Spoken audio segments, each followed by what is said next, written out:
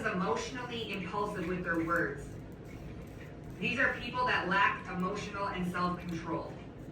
Hola, hola.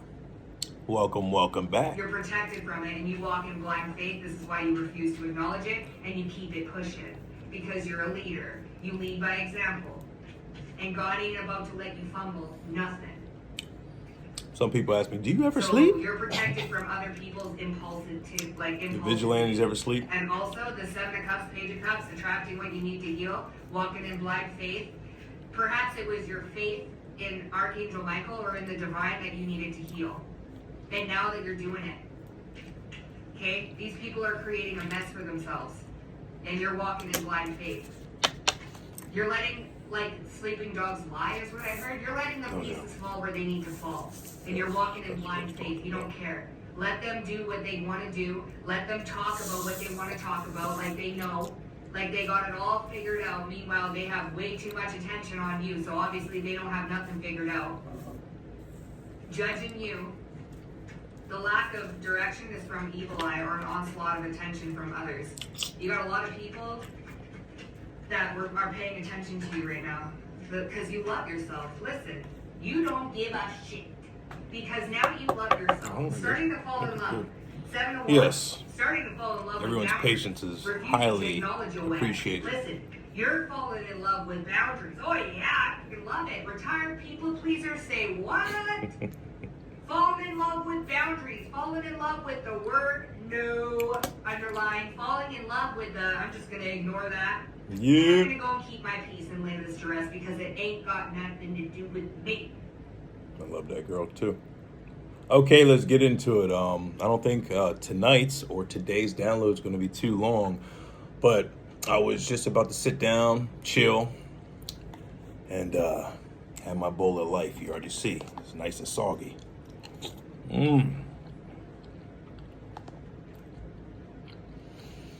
That's our sponsor for today too. Somewhere amongst this video, you'll see the plug-in, all right? Don't even worry about it, but I had to get a bite.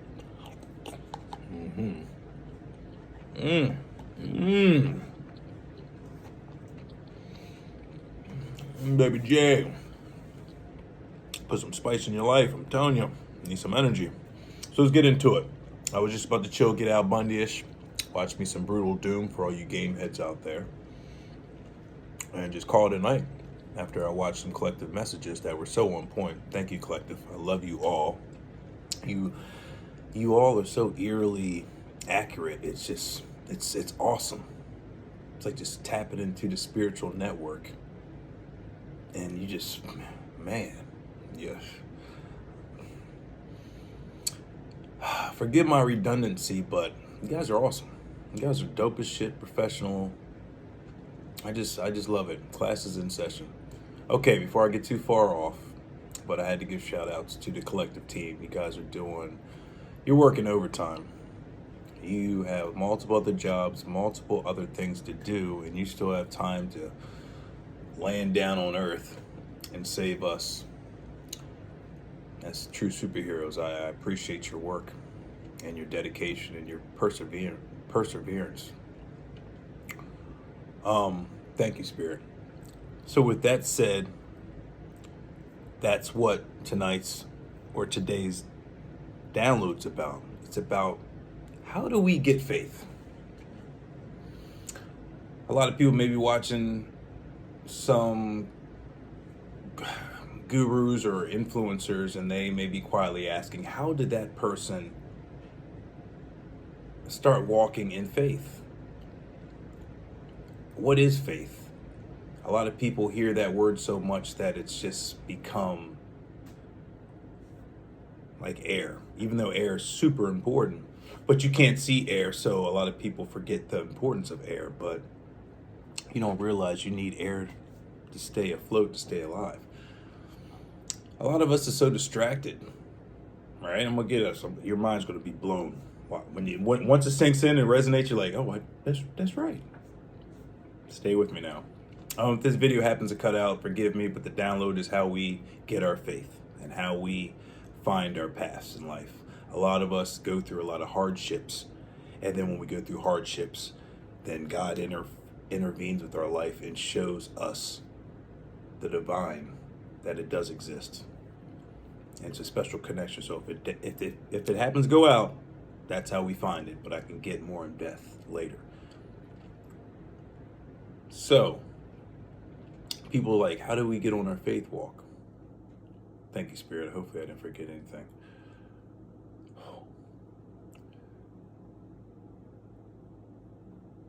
Faith, for me, for instance, happened when my dad took us to Turkey. You see, he worked and he traveled a lot.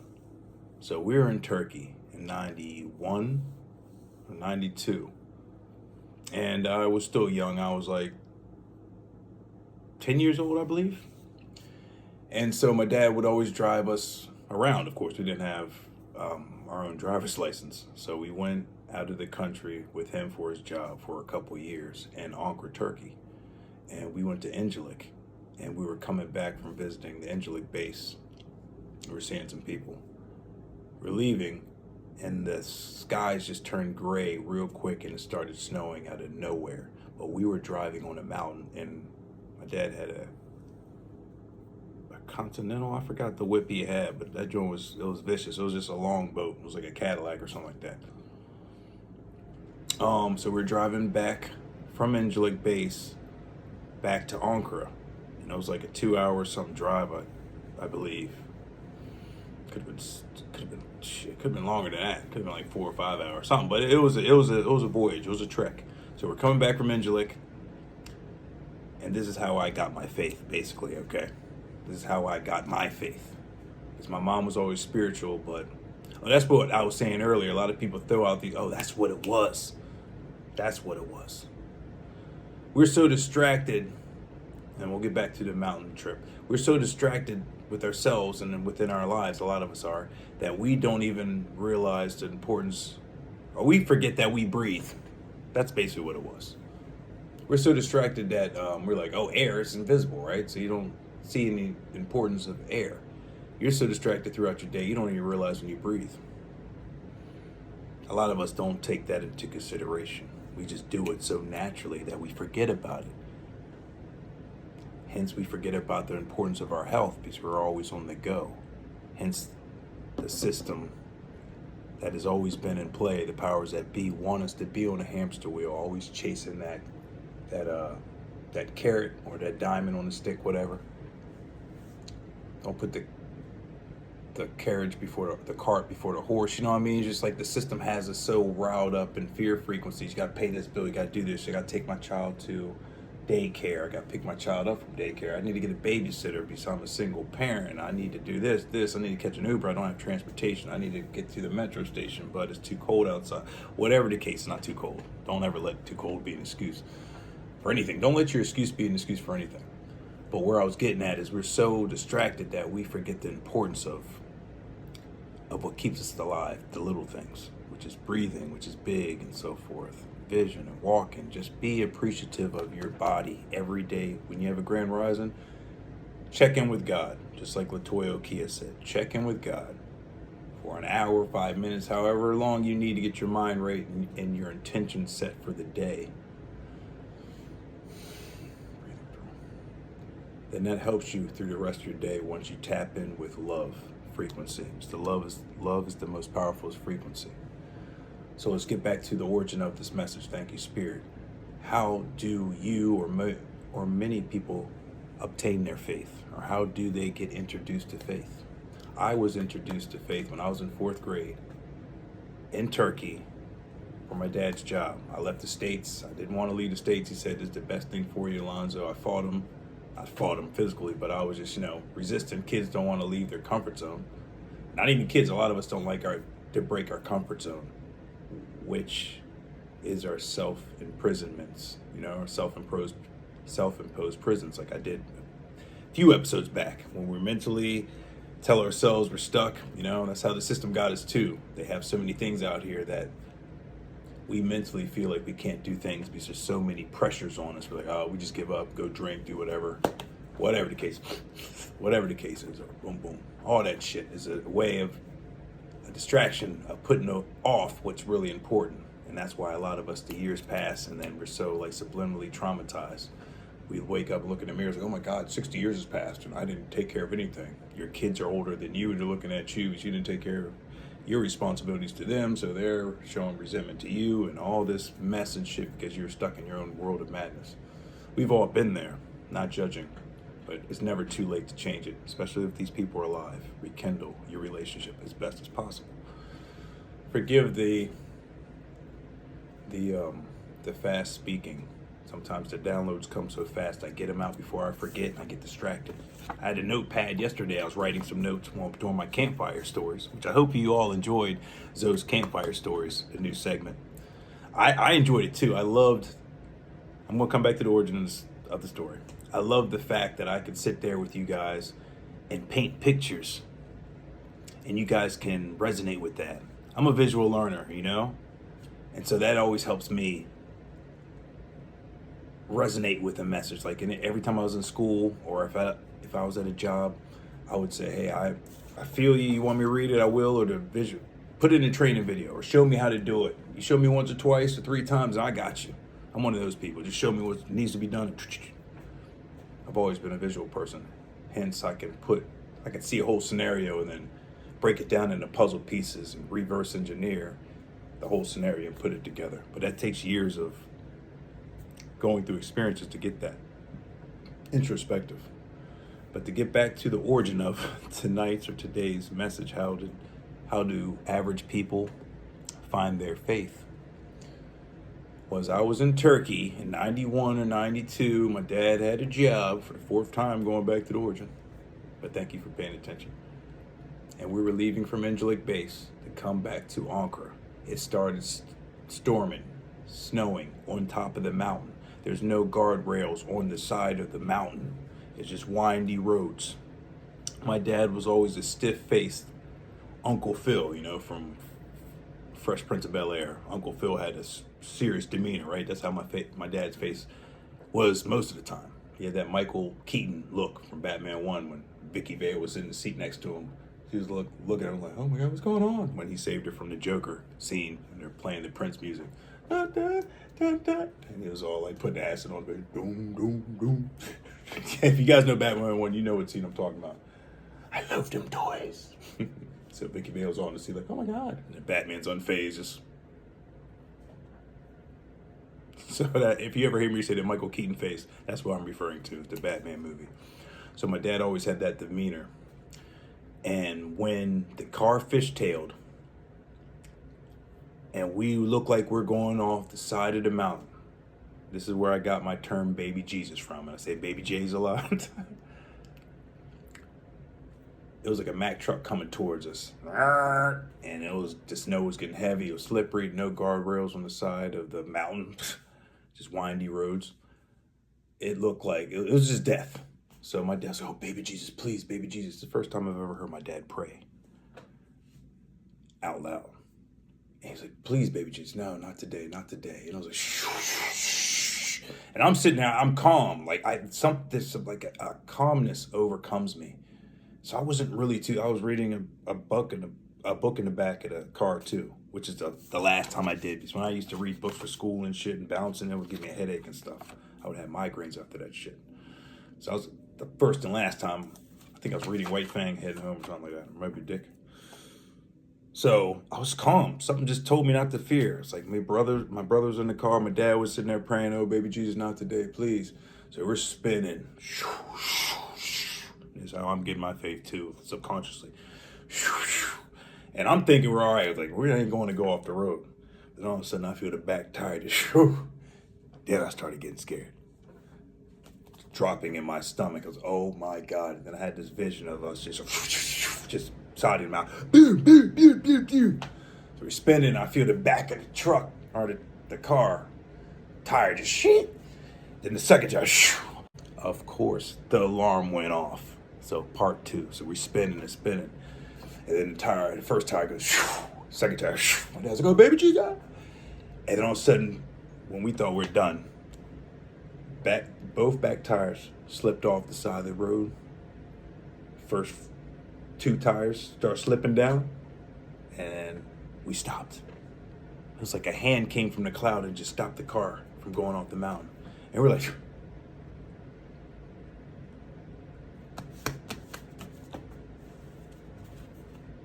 shit, I'd rather shat myself and piss myself than on the side of the mountain. It's all right, we alive. That's all right, I can change the draws. Oh, we alive? Guess what, man? We landed on the plateau. There was a strip of fucking mountain rock that was just enough to stop us from going to our deaths. I wouldn't be here right now. Faith, the high and mighty. My dad looked at us like, all right, guys. It was snowing too. It was cold. He was like, all right, guys. Open up the suitcase. Put on some, we didn't have gloves. We didn't expect snow. It was just the forces of nature. There was nothing in the forecast about it snowing. So we put on our socks and our hands, and my dad's like, all right, we gotta walk. And so we walk, and there's cars driving past. But before I go any further, one thing about Turkey, when we went to Anchor, Turkey back in '91, we realized, I don't think I appreciated this until later in my life when I got older. But when we went there, and I was like 10 years old, everyone in Turkey's friendly and kind. They would come out their house. Well, this is the first time I saw a kid smoking cigarettes. Families there stuck together. It was like a 6-year-old kid. It was like kind of like the Dave Chappelle skit he did years ago. He was talking about he was in a limousine after a show. It was like 3 a.m, and there was a little baby or a little kid underneath the streetlight selling drugs and shit. And he went up to the limousine. He was like, "What are you doing here?" And what was I getting at with that joke? Kids. Well, basically, the kid came up to the window and he was a baby selling drugs and shit. So it was out of place. It shouldn't have been like that. So, that's right. The kid was smoking a cigarette. That's right. It reminded me of the Dave Chappelle skit. Yeah, so that's the first time I saw like a kid, must have been like 6 years old, smoking a cigarette, sweeping his front steps. And my dad was like, yeah, it's a lot of poverty out here, and they do what they got to do, and they grow up fast. And my dad said before we came to Turkey, we're going to get a lot of culture experiences, a lot of cultural experience, a lot of, what did he call that? You're going to be well-rounded. That's what he said. You're going to be well-rounded. You're not going to just be stuck. You're not going to be a townie. My boy Dave said that a few days ago. You're not just going to be local. You're going to see other people's culture and experiences, and yada, yada. So once we're on the side of the plateau, thank baby Jesus. That's where I got that term from. We get out, we start walking, and then this truck driver slows down, and then my dad talks to him in Turkish, lets him know the scenario. The truck driver looks at us, and he lets us in the truck. And we sitting in the back. My dad's like, thank God, he's telling the truck driver we need to get to the train station. And my dad didn't have any money. It was like something. He's like, I forgot what happened. It was just we didn't plan for that to happen, to buy train tickets to get home. So my dad talks Turkish, does his little charismatic magic, and then the truck driver takes us to the station. Then when we get to the station, then the conductor, if I'm saying it right, was asking for money. What's it called? What's the money currency out there called? Lira. He needs some lira to get us tickets. My dad spoke to him in Turkish. This is where I learned a lot of my I don't want to say tactics, but just how to just be real with people and let them know your scenario. My dad talked to him in Turkish, let him know he didn't have hardly any money, and the conductor looked at us like, all right, guys, go. And we went there, had a free ride all the way home. Then my dad had to call up his boy to go back out there and get his car and come back to Anchor. So that night was a wild adventure, but that's where I got my faith subconsciously, and I started believing in the high and mighty. So a lot of us have to go through hell and back. You got to experience a lot of dark in your life in order to know the difference between dark and light. So in my youth, a few videos back, I was telling you the first time I experienced with the dark was when I was in first grade, and I stole someone's kid that was nice enough to let us play with his toys at recess. And I liked the toy so much because my older brother had it, and he hardly let us play with the Darth Vader figure. So I ended up stealing that toy for my own personal self, right? And then that opened up, it was like a gateway drug two other things. Oh, you steal this, you do this, you do this. And hence I got arrested for robbing a bank. And then, yeah. I was about to get further into details on that. Like, how are you here if you robbed a bank? Did you snitch? No, I didn't. I actually wrote a note, but I didn't go in there with the gun and stuff. It was kind of like more of a Jedi mind trick. So, yeah. And I got cute, tried to rob another one, and that's where I got caught up. But that was in the past, and I paid my dues for that. Hence, I got a scar right here from getting in a fight in jail. Because, you know, people will test you if you're gangster or not. Oh, he wears glasses, he's a punk. Shit. They found out real quick. They learned that day. Hey, Brittany, I took a word from you, Cosmic Wifey. They learned that day. That's Frank Castle scene in that bitch. When my dumb ass had to fucking give a fucking villain speech when I was on top of that cat. Why did I do that shit? But I guess if I did that, then I wouldn't probably be here today. Yeah, exactly. So guy was like, give him the speech so everybody that's sitting over there can hear, bada bing, versus me just going slam barbarish on them. Because if I went slam barbarish, then they would have had to been reciprocal with the slam barbaric and not give me a chance because I didn't give the guy on the ground a chance to bada bing. So that's exactly, thank you, Spirit, for that. That's exactly why I'm here today. And luckily, I just have this. Okay. And then the very next day, everybody became best friends and shit. Like, oh, my bad, man. You just about to whoop my cousin's ass, so I didn't mean to do all that. You know what I'm saying? So, shit happens. But, yeah, they respected my gangster. They used to call me like Mike in that joint on the basketball court. Like Mike, yo. So I went to jail with my Jordans on. It was like some Air Forces. They used to call me like Mike in that bitch. I'm going off the topic. No, I'm not. Because a lot of us find our faith by going through a lot of dark journeys. And then when you start finding yourself and your friends starting to separate from you, because like, I don't want to associate with Alonzo. He robbed a bank and shit. And I started seeing people drop left and right off of my radar. They didn't want to associate with me, which I totally understand now. But back then, I was like, oh, what the fuck, man? I just did this. It was just, there's many reasons I had justified behind that, but I'm not going to say them on this video. Hey, but stay tuned, because there's a word from our sponsor. Do you ever feel groggy? Like you just can't get your thoughts right? You just, you need a boost? But when I feel like that, there's one or two things I like to do, or three things. But since this is a commercial, let's keep it PG-13. So besides thanking the high and divine every time I have my grand rising, get myself together and brush my teeth, next thing I grab, Lifeys. I get so excited I rip the box open like a good old Happy Muppet and just start pouring it down my throat like a Happy Muppet. So don't mind it. That means it's really good. If you don't even have the patience to open it up properly and just like a Cookie Monster and just dump it all in your mouth, that's a good sign. Also check the ingredients. Make sure you're putting good stuff in your body. Okay?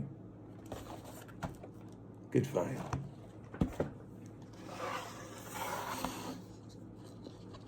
I like my life a little soggy.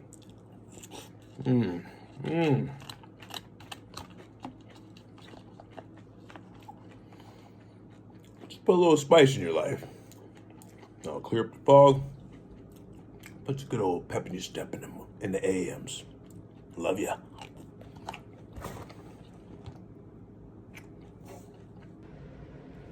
All right, we're back. So there's a lot of words I'm not gonna say now because I don't want to influence people who are gonna rob a bank and shit like that. No, I'm just letting you know transparently now. Once you fall in love with yourself, and God told me, yo, my experiences have to be shared in public. This is my outlet. This helps me transmute it. I am never embarrassed. There's people out here that are embarrassed or shy or don't know how to communicate what they're going through because their surroundings may not appreciate or allow that type of activity, so they may feel like a black sheep or a lone wolf. I don't have anyone to talk to, so I guess I got to keep this inside.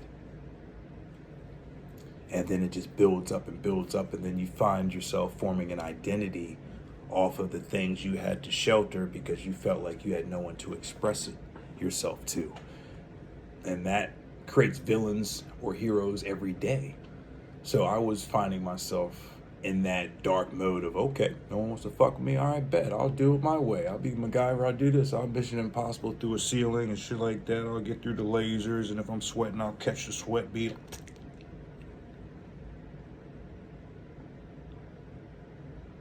You know, if you're a Mission Impossible fan, you know what I'm talking about. So yeah, I formed my own. I was walking with Palpatine for a little bit, all right? I taught out Anakin how to put on the Darth Vader helmet if you want to get real.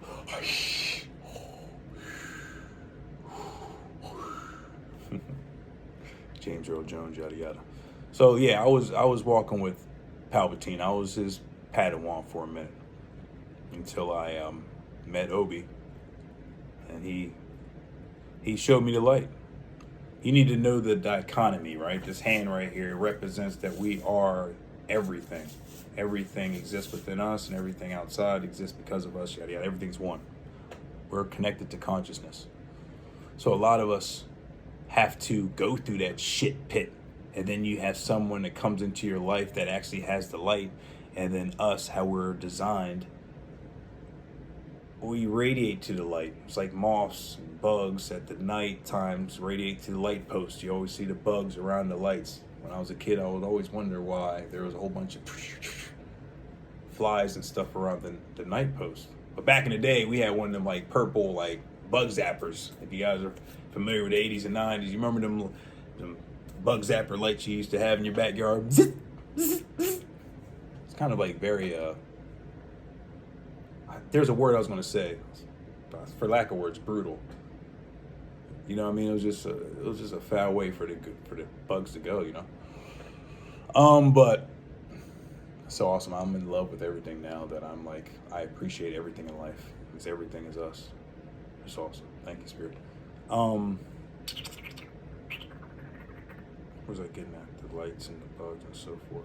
Oh yeah, so like, everything's attracted to the light is where I was getting at. Thank you, Spirit, again. So I used to be a kid looking at the street lights, and then when I got older, I realized that light attracts darkness, and vice versa. I mean, they both must coincide because everything coexists for everything to work. Like the yin and the yang, there's a dark side and a light side. There's no good and evil. It's just negative and positive energies, or they all exist as one that need to exist to balance everything out. Because if we only experience good in life, it would be a very dull life, very boring. I'm saying that maybe for a surface level observation because we haven't experienced eternal peace at all. Within our lives, we have never experienced total peace without any chaos going on. Can you say I'm right? Can you say I'm wrong? Life. Spice in your life. Baby J's. So, put that down, put it down.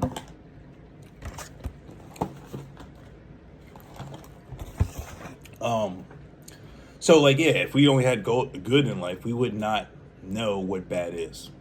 So our Creator created the polar opposites of everything, so we can have a life of experience, so we can know what good things are and bad things are, and we label that just to make it make sense. So I don't like saying good and bad, but that's what God did, so we can experience, or God can experience through us, all the pleasures and pain through life.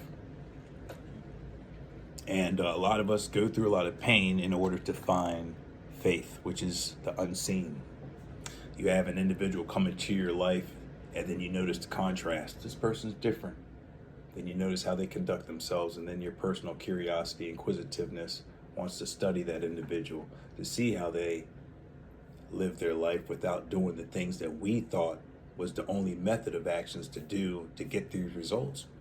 And then through that, we learn another lesson that, okay, there's other ways of doing things versus being shiesty or XYZ. There's many layers to it. There's multiple levels to everything that I'm learning still to this day because I'm a student of life. And I don't know shit until God tells me. Because with God, everything is possible. And with God, nothing is possible. Then everything's possible with God, and without God, it's impossible. Or nothing's possible. You know where I'm getting at. We're 14 minutes in. And the first video is probably like 5 or 7 minutes. So, okay, we right around that timelines. So that's how I found my faith, is almost falling off a mountain to my death. I remember telling that story to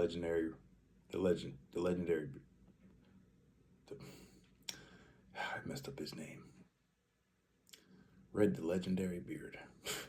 Oh, man. You know what I'm talking about, fam. The Legendary Beard, whatever. The face in the closet, you know what I'm talking about.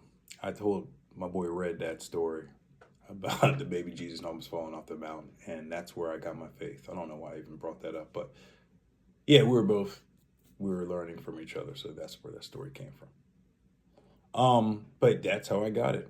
I started believing there's something higher that I don't understand, and Mom must have been right, because my mom, I hate to say a Bible thumper, but she loved God, she loved Jesus. She always had her friends, her ladies from the church come over to the house all the time. They would sit there in front of TV, Home Shopping Network, and just talk about God, and my dad would always stop her from ordering those magical cloths, some scams. The 00, the 700 Club too was a church. Man, that takes me back in time. The 700 Club was a white dude with white hair talking about Bible and so forth. Okay, I was taking you guys way back, but a lot of people were asking me, or not even a lot of people. That's not even a true statement. A lot of people are not asking me, but that's what I'm sensing, is that people may be asking themselves, how is faith obtained, and what is faith? How can I walk in faith if I don't know faith has ever existed? So that's what this download's for. You don't necessarily have to go through the bad, but I think you may have to experience it one form or another. Maybe you not personally being a bad person, right? But maybe someone in your family or a friend of yours is walking that dark path, and that's what God wants you to see it from that perspective. You're good. Your friend is just getting a little off the beaten path. So you can witness that, and you can learn from your friend's experiences, and you can possibly be that beacon to help guide your friend back to shore. Right? Or that light. You know, the lights at the shore, I forgot what they're called. Search towers. You know what I mean, man? Sometimes the words just escape me. Yeah, but you know what I mean. So you can be guided back to shore properly. That's what we need. We need a friend or somebody, a family member, to help us navigate through life. So I think I'm going to wrap up that video with that. I love each and every one of you. I hope you enjoyed my pilot episode of Zoe's Campfire Stories. More to come, a lot more to come. I have a lot more stories to tell you, because that's what God wants me to tell you too. Once you deal with a lot of experiences, you just got to say it for what it is.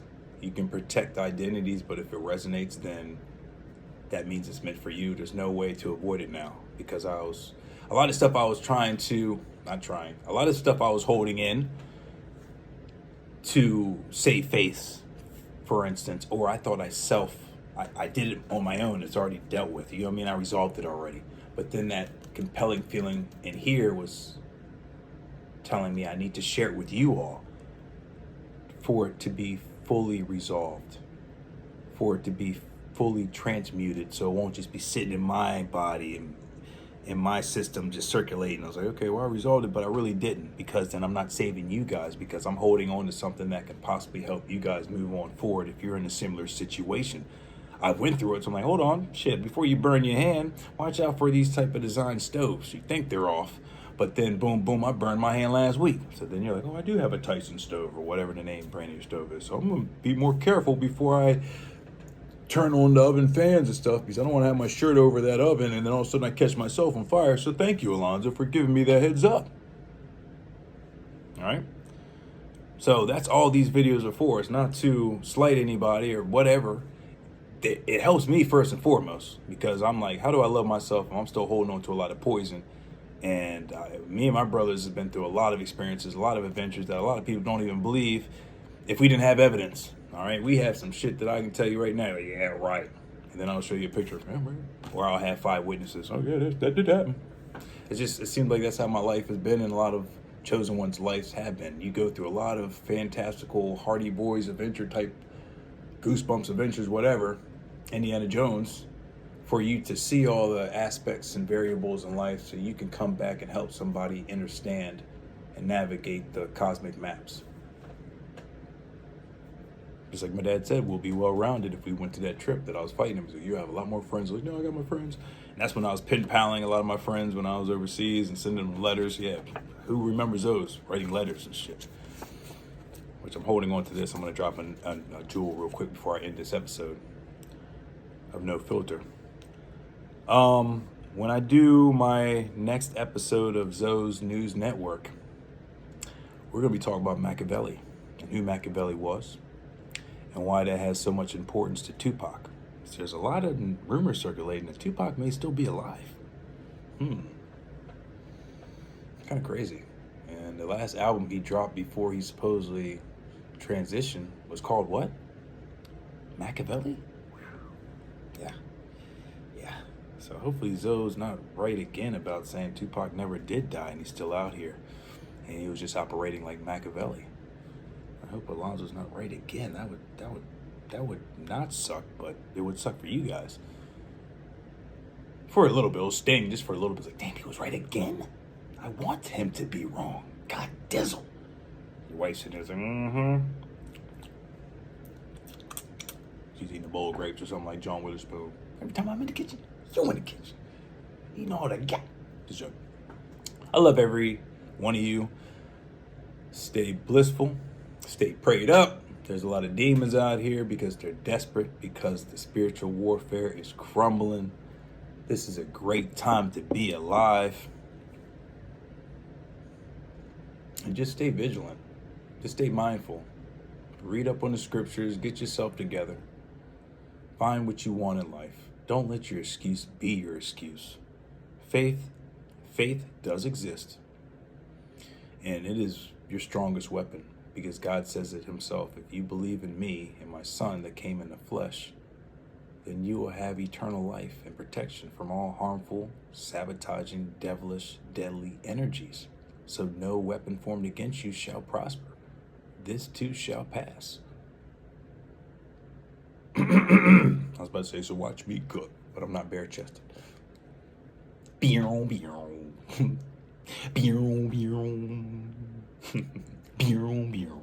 All right, but I love each and every one of you guys and ladies. We're here. We're in this thing called life together. I'm borrowing that from OG, Dre OG, I think. Check him out on YouTube. He got some jewels too. He's dropping. And yeah, you're not alone. You got your angel team once you believe in faith and you start asking and praying to God, because God said, anything you ask, you shall receive. And if you seek, you shall find.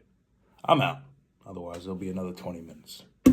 And stay tuned for the Machiavelli news update on the next episode of Zoe's News Network.